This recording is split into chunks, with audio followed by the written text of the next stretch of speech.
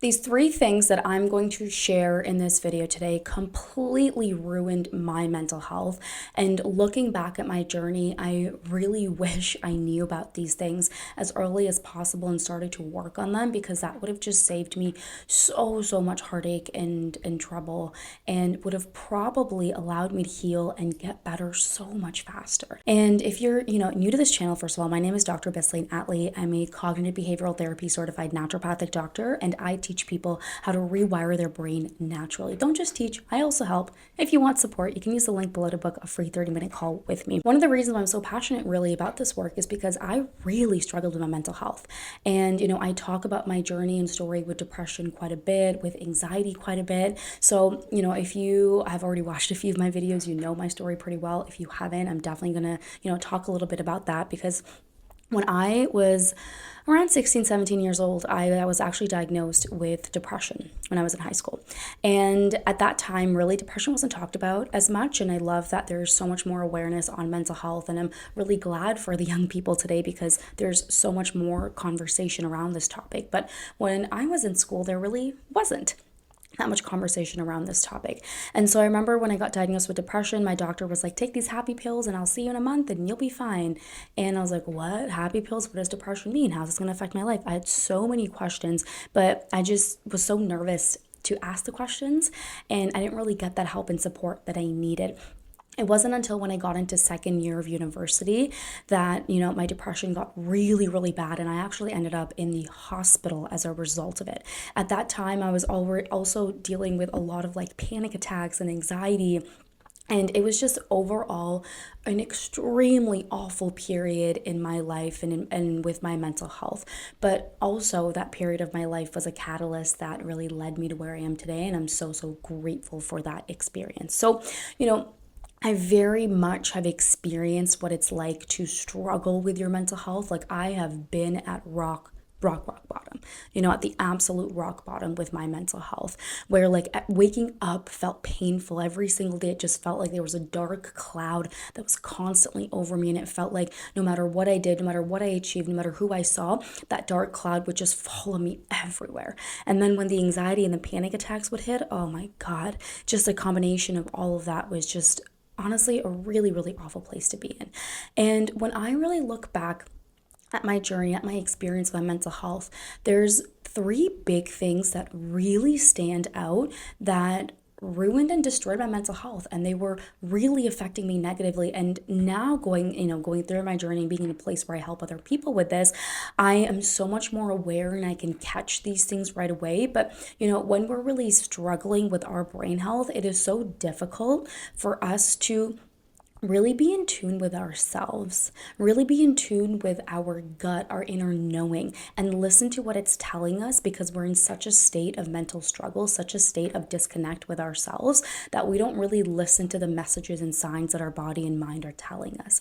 So I'm really hoping that through this video, if you really resonate with some of these things, I'm going to encourage you to take that action right away, because when you can start to notice the things that are holding you back, you can start to let go of them, you can start to shift them. It does a huge role and does such an incredible job in just really like helping you feel better and really making sure that you get to that place of feeling good that much faster. Because remember, your brain can rewire itself. Your brain is building new connections, new cells every single day, and you really want to make sure that you are waking up and doing things that support that new story, that new narrative in your life you want to build, and let go of anything that doesn't serve that narrative. And with that being said, let's get into it. The number one biggest thing that completely ruined and destroyed my mental health, and something tells me that I know you're going to be able to relate to this really well too, is trying to be liked by everybody. It is hands down, to this day still, the number one biggest thing I would say ruined my mental health and destroyed my mental health was trying to be liked by everybody. And I still have to catch myself today, to this day, to make sure I really don't try to like fall into this trap of trying to be liked by everybody, because that is always going to be a losing battle. And when I look back at my journey with depression, where it really started is that, I got bullied in middle school, and that really had a negative impact on my self-image and how I viewed myself. And so what I did is, before I went to high school, I completely changed up my self-image, and I became this all-star athlete, straight A student. And when I changed up my self-image, again, that was why, so I could be liked by other people. And don't get me wrong in the sense of like, there is an inherent need within us as humans to be liked by other people. Everybody has that need. But the issue that becomes is when you go to such extreme lengths to be liked by other people that you completely lose a sense of yourself and who you are in others. And what ends up happening is that then you end up spending your entire life in a form of self-abandonment because you're so concerned about other people's views and judgments of you that you lose your authenticness, your uniqueness, who you truly are, because you are a beautiful being in that. And that's where it gets really dangerous, because the further you get away from yourself to please other people, the more unhappy you will be with life, because you're not really living up to who you truly are. You're not living up to your true potential, and you're constantly going against your inner knowing. And when I look back at my life, I see so many periods and so many years where I spent being so concerned about other people. I remember there used to be a point where before going out to an event or going out somewhere, I do this very rarely now, but I would spend hours trying to pick the perfect outfit. I would spend some time thinking about conversations to have with other people and how I wanted other people to perceive me and look at me. And just so much of my mental energy was spent in how others view me. And if I made a mistake, oh my goodness, that just felt like the end of me. If I ever, felt like I sent a weird text and the other thing here too to add in is that like I was always, and I still am to this day, like very in tune with other people's like cues and how they're perceiving me. And part of that's me just being very empathetic. It really helps me in allowing me to be a great doctor, but in other areas of my life, especially my relationships, it can definitely have a more negative impact and effect on me because it leads me to overthink a lot of things. So I constantly have to catch myself, constantly have to pull myself back and be like, you don't have to overthink this situation right now in this moment. In this way, really trying to be liked by everybody, it just led me to be in this place where I was further and further away from myself. And every decision I made, every, thing I did in terms of how I looked was all based off of how other people would perceive me. And I always wanted to be liked. And being in this place caused me to stay around people and in situations longer than I needed to. It caused me to make choices about my life that didn't align with me because I was trying to make someone else happy. And really, that was like the core of where my depression started. Is that I tried so hard to make other people be happy, and then realizing that we can't ever make them happy because other people are always going to find some sort of fault in us. And so I was in this place where I was trying to make other people around me happy. They weren't happy. And I was in this place where I was so far away now from myself. And the biggest thing that has allowed me to finally break through that mental health struggle of the depression, of the anxiety, of the panic attacks was coming home to me, was taking care of me, was seeing myself as someone who was of value, someone who is deserving of love, someone who is worthy no matter what she does or the silly, wild mistakes she makes in her life, because you better bet there was more to come, and I'm sure I'm going to make more in my life because that's a normal part of being human. And when I started to create that journey and to, pick up my belongings and go down that path of coming home to me, that's when my mental health started to significantly improve. And so I want you to really think about, what are the areas of your life that you are constantly abandoning yourself for other people? I have so many people in my practice who are struggling with depression, and part of that I see that common theme come up is this piece about self-abandonment, and that being so far away from the self and what it is that they truly want in life. Because I promise you, when you start to come back home to you, everything in your life will work out in a way more magical and more incredible than you could have ever imagined. The second thing that really ruined my mental health that I was not aware of at that moment was my external environment, and more specifically my negative external environment, and me not taking a more proactive approach to make sure my external environment was extremely positive. And so two aspects of my external environment I specifically want to focus on and talk about. One was the stuff that I was feeding my brain. I remember at that time in my life when my depression was the worst, I was on top of all the news, constantly reading all the news articles, trying to stay up to date with everything that was happening in the world. And looking back, I can see how much of a negative impact and effect it was having on my health. But at that time, I told myself, like, I'm just trying to stay up to date. I want to be a person who's like, well educated in the news and what's happening so I can have smart conversations with people, not realizing how much of a negative impact and the weight it was causing me to carry on my shoulders every single day. And part of that's because I know I'm just a more sensitive, more empathetic individual. And so seeing people go through pain was just a lot for me. And what I really did is I just stopped watching the news. I cut all that stuff out. And to this day, I really don't know much of what's happening in the world. And I know to some of you that might be like, oh my God, like you just want to stay ignorant to everything that's happening, da da da da. And that's not true. The causes that I care about and passionate about, like for example, mental health, I stay on top of all the research and everything that's happening. But my whole goal is I am on a mission here on Earth.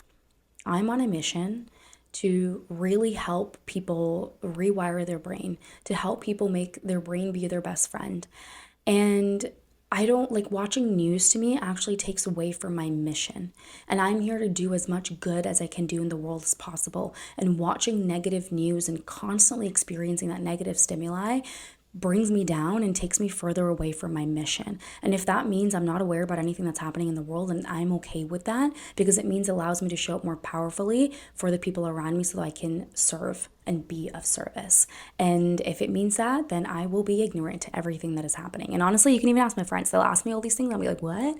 That's happening? This is happening? I'm like, I had no idea. And it is what it is. The other big part here of the negative external environment is looking at the people that you surround yourself with.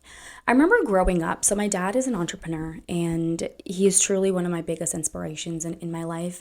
He would always tell me, Bisleen, the people you surround yourself with is so important. And he would outright tell me when he didn't like some of my friends or he just didn't think they were a good influence on me. And of course, me being the teenager that I was just like, what do you know? Like, be quiet.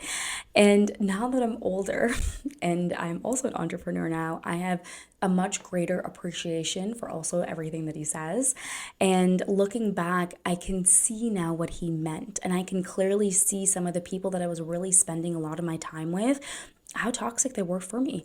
And when I also had the onset of my depression in high school, I was in an extremely toxic relationship that caused me to rebel and go through all this other stuff. And I can see again at that my life that I was just not surrounded around the best people. And as a result of that, my mental health reflected that. And I think it's so important that you start being really honest and true to yourself about the people you're surrounding yourself with. And keep in mind, this is going to be a lifelong journey. I have some of the best mental health that I've ever had in my life. Doesn't mean I don't have struggles. Doesn't mean I don't let go of friendships. Over the past 2 years, I have let go of some of the closest people in my life as I have like extremely grown and evolved over the past couple of years. And it was part of it was like really, really hard. But I'm in this place now where I'm just like, if you are not serving me at my best, because a lot of these friends who I've let go of, they were toxic and they, would take inner jabs at me. And I could see like how our relationship thrived on them having some level of a power hold of me. Or other friends were just like not trustworthy and they would just blab all my information to everybody else, or they were just doing things in their life that I just did not, that was just not in alignment with me and my higher self. And I'm like, I don't want to be in this energy of you doing these things. Like, I am not about this. And and what you are doing right now goes against my values, and me being around you means that I support that, and I am so not okay with this. And so a couple of different combinations of reasons, and other people I just felt like I outgrew, and I was like, it is what it is. But I just want you to be so mindful about who you surround yourself with. And part of that means for a little while you might be lonely. And that's okay. Because during that time of loneliness, it's a beautiful time for you to develop a better relationship with yourself, for you to uplevel yourself so that you can start to attract and pull in people who match that energy. One of the biggest reasons that people don't grow and change is because they're not willing to let go of the relationships in their life. And I'm at this place in my life right now where it's just like, if you don't match my alignment or where I'm at, or if I notice you taking inner jabs at me or trying to bring me down, I don't allow that into my life. I don't allow that at all into my life. And I keep a very good distance away from people who I feel like just don't match with that alignment and with where I'm at and with the goals that I'm trying to achieve in my life, because I have finally developed and cultivated a really great relationship with myself where I would much rather be alone and be by me than be brought down by someone else in my life. And it's so important that you have such a healthy relationship with yourself that you're able to objectively look at the people around you and not ever feel like and be in a place where you think you have to be around someone just because you have low self-esteem, low self-confidence. And when you work on those things internally, you will never have to lower yourself to meet someone else's standards. Instead, everybody will have to rise to meet yours. And the last thing that I want to share in this video, the absolute last thing that was ruining my mental health, that I look back and see so clearly how it was contributing to my depression, my panic attacks, was excessive alcohol drinking. So a lot of when I struggled with my mental health was around the time of my late teens, early 20s. And what do people do at that time? It's a lot of excessive drinking, especially on the weekends. And whenever I have any of my patients who are in that age range, I really educate them. I'm like, at the end of the day, the decision and choice is yours. But if you're struggling with your mental health, alcohol is going to really affect you negatively. And when we even look at what alcohol does in your brain and body, I'm not going to get into all the details of it, but one of the biggest things is that when you have a night of drinking, your brain shoots out a hormone called GABA. GABA is your calming hormone, calming neurotransmitter. And so it helps you feel good. This is why people are just like in a social setting, oh, I need a drink because I feel like I can interact with people better. But what starts to happen is that if you had a night where your brain released GABA, the next day your brain needs to balance it out. And it balances it out by releasing a hormone called glutamate. Glutamate is your anxiety hormone. And it's a more like an excitatory hormone that can lead to anxiety. And so then the next day, in the next couple of days, you are left with that glutamate kind of shooting out over and over and over again in your brain. And so as you can see, if you struggle with anxiety, if you struggle with poor mental health, and every single weekend you're like binge drinking, by the time your brain actually recovers, you're back at binge drinking again, and you experience these ups and highs and lows of this emotion all the time. And so now at this stage in my life, I'm really getting to a place where I'm just going to completely eliminate alcohol. But for now, I've significantly reduced its intake to where I'll have it like maybe once a month. I really don't drink socially even anymore. It's like maybe once a month or twice a month I'll have it. But I'm really just getting to this place where I think I'm just going to completely eliminate it out of my life. Because the other thing too is that when you force yourself to be in social settings without alcohol, when you completely eliminate it from your life and you force your brain and body to find another way to relax, to let free, to be loose, because that was a thing for me. It's like I used to just work so hard during the week, and then I just needed alcohol to just like binge drink and to just like let loose and to be free. And when you force your brain and body to find other ways to do that, and now I have other ways to do that, like going on walks, like reading, like journaling, like just letting myself sit and just be free, or just like doing some sort of other adventurous thing instead of feeling like I need alcohol to be free and to do that stuff with. You just need alcohol less in your life. And now I've been to enough social settings and been out with friends where I don't even have a drink at all, and I'm totally fine. I've been forced to kind of acclimatize to not needing a drink to actually socialize. It also just feels so much better because now I feel like whenever I drink or have that one drink, one or a couple drinks, I just feel so inflamed. I can notice the anxiety the next day, and it just like, I can feel my stomach burning. It just does not feel good to me at all. And I've really just honed in on my health recently as well, like 10 times more. And I just feel like I can notice even just like the slightest of foods that are unhealthy or like alcohol, and just like how much of a difference it truly makes in my body. I know that there's been research studies that have come out in the past to show that one glass of wine is great for your heart health, No. Any amount of alcohol is toxic. And I think that we need to remember that it is poison at the end of the day. It is completely poison at the end of the day, and your body treats it like that. And I think we also need to remind ourselves that we don't have to poison ourselves in order to have a good time, in order to really have fun. And when you start to associate fun with other things, like spending time with people, like enjoying new experiences instead of having to drink, it really helps you to just break apart that relationship with alcohol that you might have and any bit of that dependence. And so these are the three things that completely ruin my mental health. And I so desperately wish that I knew this when I was struggling with my mental health, because I feel like working on these things would have helped to speed up my recovery times 10. If you are ready for one-on-one support with your mental health, and if you're ready to just get out of that place of being stuck, exhausted, and overwhelmed, and really want that clear pathway to feeling your best, not just with mindset work, but with also healing your body. Because with my patients, yes, we do mindset work, but we also talk about regulating the nervous system. We also talk about diet and getting nutrients in. We also talk about movement, sleep, and supplements. So if that's a support and care that you're looking for, I would encourage you to book a free 30-minute clarity call with me. I'm also launching a 30-day program, which is a 30-day brain reset. So we're going to meet once a week on every single Sunday for 90 minutes, and we're going to go through each of the topics of mindset, nervous system regulation, diet, movement, sleep, and supplements over the course of the month. You're going to be in a community and container together. And the best part about this is that this program is going to be less than one therapy visit, because it's only going to be 99 USD for the month. So if you want to join the wait list, I would encourage you, use the link below, sign up, because the people on the wait list get an extra discount. They get early access, and they also get some bonus expert mastermind sessions as a part of the program when they enroll in it. So you can use that link below to learn more about it, and I'll see you in the next video.